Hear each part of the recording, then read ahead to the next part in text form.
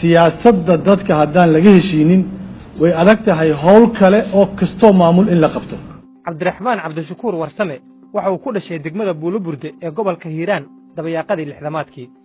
isla buuloburde ayuu kaga baxay dugsiga hoose dhexe iyo sare ka hor inta aanu ku biirin jaamacadda caalamiga ee afrika ee waddanka suudaan halkaas oo uu ku qaatay shahaadada sharciga national university of malaysia ayuu sidoo kale ka dhammaystay shahaadada labaad ee jaamacadda oo uu ka diyaariyey low comparative federalism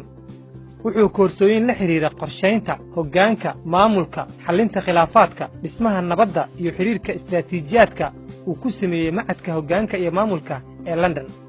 ka hor inta aanu siyaasadda ku biirin cabdiraxmaan waxa uu madax ka noqday hay-atul culya oo uu kaga shaqeeyey arrimaha samafalka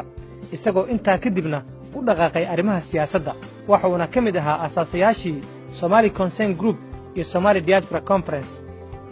waxa uu madax ka soo noqday xarunta saddexaad ee islaamiga ah ee ugu weyn dalka ingiriiska ee north london islamic center waxa uu soo ahaa tiftiraha mareegta goobjoog iyo majalladda hiiraal isagoo 10kii sano ee la soo dhaafay xubin joogto ah ka ahaa xarunta daraasaadka xiriirka dawliga ah ee chatham house waxyaabaha taariikhda galay ee cabdiraxmaan lagu xusuusto waxaa ka mid ah gacantii uu ka geystay shirkii dib u heshiisiinta ee dawladdii kumeel gaarka ahayd iyo isbahaysiga dib u xoraynta soomaaliya ee ka dhacay dalka jabuuti sannaddii 2009kii isagoo madax u ahaa wafdigii isbahaysiga wadahadallada u qaabilsanaa halkaas oo lagu dhisay dawlad midnimo qaran kunka tallaabo waxaa la yidhahdaa waxay ka bilaabataa midda ugu horraysa waxaan rajaynayaa tii ugu horraysa jidkeedii inaan saarannahay kunkana aan ku tegi doono dadka soomaaliyeed aad ayay u daaleen aad ayay u dhibtoodeen gaar ahaan 2 sano ugu dambaysay intaan ka badan dhib ma qaadi karaan marka waxaan rajaynaynaa taas inay keeni doonto in ummadda soomaaliyeed ay gacmaha isqabsato dal madax bannaan iyo dad walaalo ah iyo dal midan aan heli doono hadduu ilaah yidhaahdo baarlamaanka soomaaliya ayuu xubin ka noqday isla sannaddaas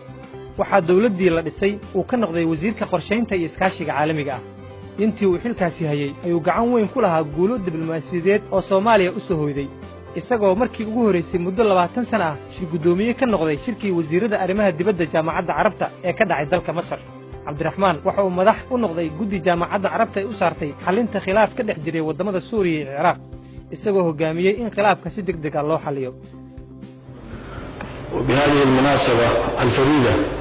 التي يترأس فيها الصومال مجلس الجامعة نقدم شكرا العميق لجمهورية مصر العربية الشقيقة تنعقد هذه الدورة والعالم العربي يواجه بصفة عامة تحديات سياسية واقتصادية واجتماعية جمة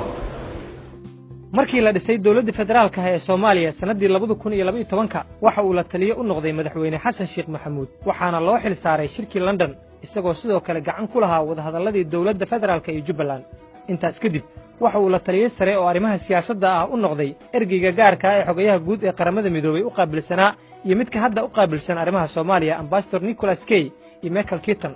halkaas oo uu ergeyga kala shaqeeyay dhismaha dawlad goboleedyada iyo federaaleynta dib u eegista dastuurka diyaarinta hannaanka doorashooyinka iyo dejinta siyaasadaha amniga qaranka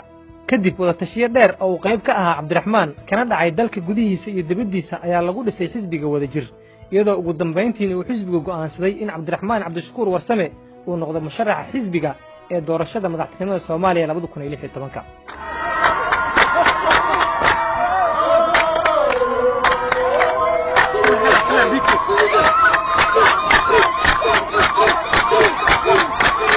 cabdiraxmaan cabdishakuur waa siyaasi aqoon waya aragnimo iyo sooyaal siyaasadeed oo soo jireena leh waa xog ogaal xaaladihii siyaasadeed ee uu dalku soo maray waa geesi karti iyo dulqaad badan waa siyaasi dhextaal u ah jilalka siyaasadeed ee Soomaaliya ku hardamaya waa siyaasi galaangal u leh xoogga siyaasadeed ee kala aragtida duwan ee ka jira waddanka Soomaaliya